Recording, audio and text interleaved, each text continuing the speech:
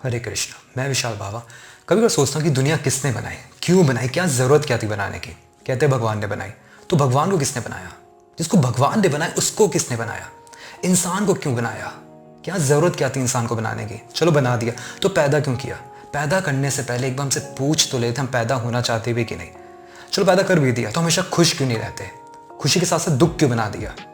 चलो दुख दूर करने के लिए हम काम भी कर लेते, पैसे भी कमा लेते हैं, लेकिन उसका फ़ायदा क्या? सब यहीं पे रह जाना है, आखिरी में तो सबने मर ही जाना है। कभी कभी ये भी शक होता है कि जो दुनिया में आसपास लोग हैं वो सच में एग्जिस्ट करते भी है कि नहीं, या वो सिर्फ मेरा भ्रम है। जो मैं काम करता हूँ वो मैं खुद करता हूँ, अपनी मर्जी से करता हूँ, या मुझसे कोई कराया जा रहा है, या अपने आप हो रहा है।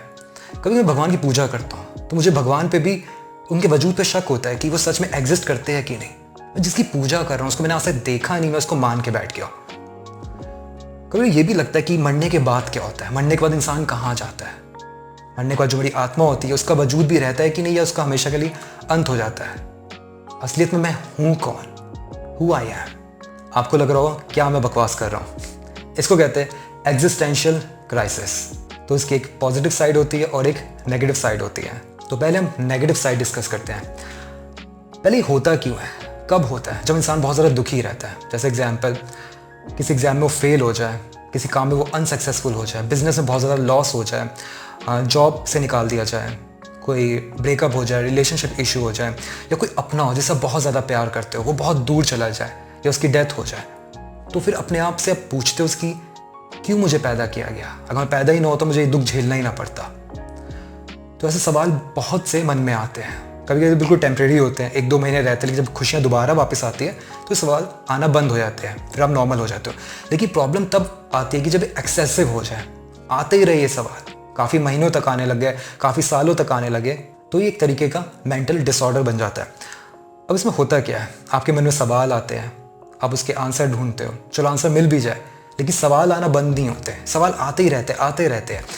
अब एक सवाल ये भी मन में आता है कि लोग कहते हैं कि सब कुछ भगवान की वजह से हो रहा है, जो कर रहा है सब भगवान कर रहा है। तो इंसान सोचता है फिर मैं क्या कर रहा हूँ, सब कुछ भगवान नहीं करना है तो मेरे करने का फ़ायदा क्या है?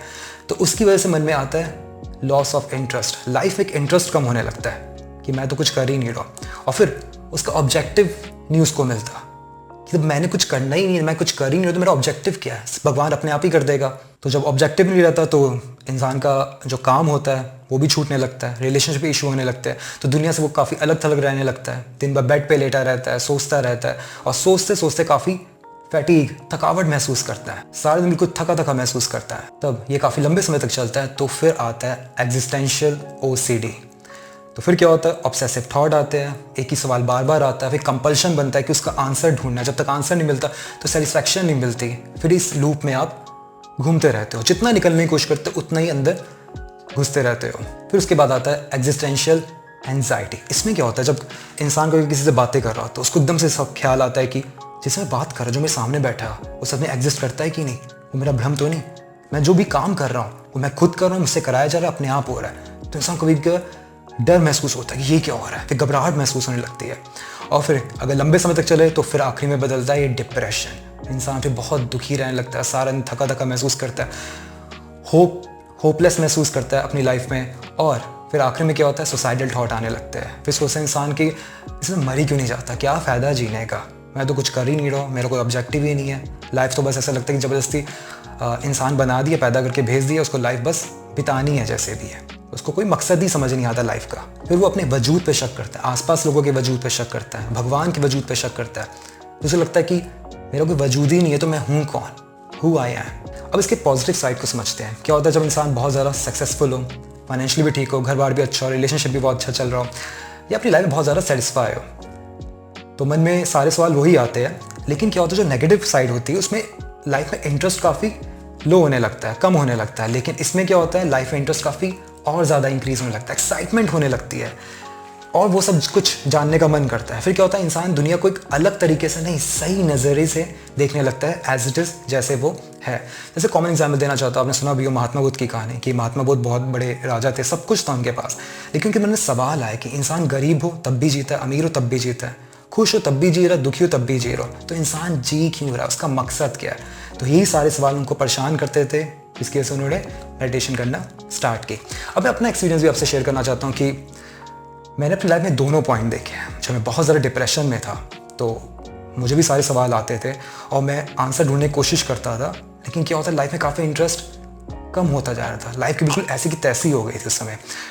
और अब मैं डिप्रेशन में बिल्कुल 100% ठीक हूँ। अब मुझे कोई प्रॉब्लम नहीं है। अब मैं इसका पॉजिटिव पॉइंट भी देखता हूँ। ये नहीं कि मैं फाइनेंशियली बहुत ज़्यादा अमीर हूँ, लेकिन अपनी लाइफ से बहुत ज़्यादा सेटिस्फाई हूँ, खुश हूँ बिल्कुल। अब सवाल सारे वही आते हैं मेरे अंदर, लेकिन अब लाइफ को जीने का मज़ा ही बिल्कुल अलग होता है मेरा। अब इसके सोल्यूशन की बात करते हैं। सोल्यूशन क्या है? क्लैरिटी। वो कैसे है कि उसके 2 तरीके हैं। ये मैं अपने एक्सपीरियंस से बता रहा हूँ, वैसे और भी तरीके हो सकते हैं।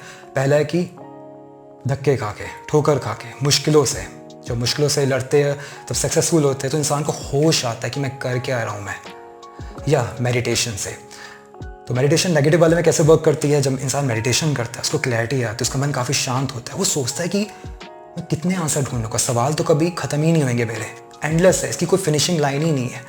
जो मेरी अभी प्रेजेंट लाइफ है पहले उसको तो मैं ठीक करूँ, मैं कितना दुखी महसूस करता हूँ उन सवालों को जान के। जो आंसर्स को मैं करूँगा भी क्या, मरने के बाद क्या होगा, मैं क्यों पैदा हुआ, पास्ट में क्या हुआ, वो मुझे क्या लेना देना। पहले मेरा इंपॉर्टेंट है प्रेजेंट, पहले मैं उसको ठीक करूँ। अब इसके पॉजिटिव साइड में बात करते हैं, मेडिटेशन कैसे वर्क करती है। जब इंसान मेडिटेशन करता है उसको क्लैरिटी आती है, मन शांत होता है, तो उसकी आध्यात्मिक स्पिरिचुअल जर्नी एक तरीके से स्टार्ट होती है।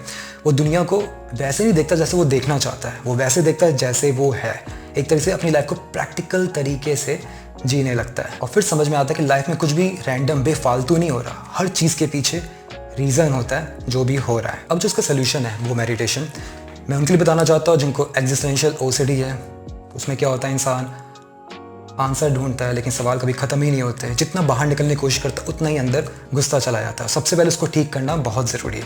और मुझे इसका एक्सपीरियंस भी है, मैं फील कर सकता हूँ कि उस इंसान को कैसा महसूस होता होगा कि जब मुझे एग्जिस्टेंशियल ओसीडी थी तो मुझे तो ऐसा लगता है मेरी लाइफ में कभी ठीक ही नहीं हो सकता, मेरी लाइफ हमेशा ऐसे ही रहने वाली है, तो क्या फ़ायदा ऐसे ज़िंदगी जी के। लेकिन इसका पूरा क्रेडिट मैं अपनी मेडिटेशन को देना चाहता हूँ। मैं मेडिटेशन की वजह से बिल्कुल 100% मैं ठीक हूँ अब, और अपनी लाइफ को बिल्कुल अच्छे से एंजॉय कर पा रहा हूँ। तो आपकी प्रॉब्लम चाहे जितनी भी बड़ी हो, आपको मुश्किल से 3 से 6 महीने लगेंगे इससे ठीक होने में। तो मैंने इसका जो लिंक है वो डिस्क्रिप्शन में दे रखा है, वो मेडिटेशन, उसको जल्द से फॉलो करना स्टार्ट करें और जल्दी से ठीक हो जाएँ। अब मेरी वीडियो बनाने का ऑब्जेक्टिव क्या है? एक तरीके से मैं अवेयरनेस के लिए मैंने वीडियो बनाई है, क्योंकि एज एन प्रोफेशनल काउंसलर भी हूँ। तो क्या हो रहा था, कुछ महीनों से ऐसे क्लाइंट भी आ रहे थे कि मुझसे पूछते थे कि इंसान पैदा क्यों हुआ, क्या मकसद क्या पैदा होने का, भगवान एग्जिस्ट करते भी है कि नहीं, ये सारे सवाल। और मैंने सोचा तो मैंने खुद भी एक्सपीरियंस किया हुआ है। उनको लगता है कि सिर्फ उन्हीं को होता है। तो बताना चाहता हूँ बहुत कॉमन प्रॉब्लम है। एक तरीके से अवेयरनेस के लिए मैंने वीडियो बनाई है। तो आजकल लोग वीडियो जो देखते हैं नीचे कमेंट बॉक्स में कमेंट भी पढ़ते हैं। अगर आपको भी ऐसी कोई प्रॉब्लम आई है, ऐसे सवाल मन में आते हैं, तो अपना एक्सपीरियंस जरूर लिखें और वो सवाल भी सारे लिखें कि जो कमेंट लोग पढ़ेंगे तो उनको भी लगना चाहिए बहुत कॉमन प्रॉब्लम है, उसका सोल्यूशन है, इससे ठीक हुआ जा सकता है। इसके अलावा अगर आप कोई प्रॉब्लम अपनी शेयर करना चाहते हैं, कोई हेल्प चाहते हैं, तो मैंने डिस्क्रिप्शन में उसका ईमेल आईडी भी दे रखा है। तो मुझे ईमेल करें तो मैं पूरी कोशिश करूँगा आपकी हेल्प करने में। चलिए, thank you so much for watching this video. Hare Krishna.